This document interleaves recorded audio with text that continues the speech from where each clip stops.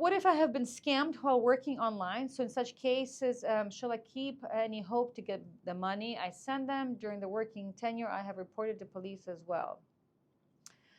Oh my goodness, all these online scams are so common these days, and in many ways they're so painful. I have to tell you, we've seen so many of these cases, and it's just heartbreaking and heart-wrenching. So you have to be very careful now, and I hope I hope that as time goes on, all of us are a lot more careful. But in terms of just kind of helping you manage your expectations in terms of you trying to get money back and actually getting money back is very difficult. It's very difficult, if not impossible. And it's not, and it's so for so many different reasons. Because I mean, and perhaps one of the most obvious one is you don't know where the scammer is. If the scammer is in the UAE and you know their identity, and then yes, then you can definitely pursue them. But in most cases, that's not the case, especially when if you're talking about the online scams.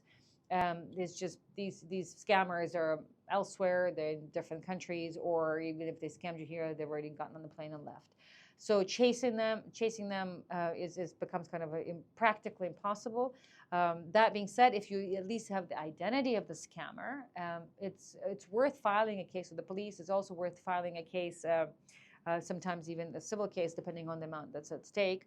And then in the event this person never comes back into the UAE, you will have a trial ban on them and you will have a court judgment against them. So you'll be able to pursue those judgments and those court orders later in life. And I know it sounds a little pessimistic, but I have to tell you, I've been in the UAE for 16 years now, and we've had a lot of cases like this where our clients have completely basically just lost hope to ever be able to recover on a particular judgment. But the time comes. The UAE is one of those countries. A lot of these people, it's very difficult to leave for good. For either people end up either wanting to come back, or they fly through the UAE. And if you do have either a travel ban because you have a police case or a court judgment, and the travel ban on the basis of a civil judgment, they will be apprehended here. And if they're apprehended here, they're here. And so in that you will still have your chance to get your judgment paid then. So that's kind of the long journey, but certainly in legal terms, in practical terms, it's possible. It has happened, and we've had some judgments recently where after 10 years, the debtor finally comes out and says, "Okay, I will pay you money."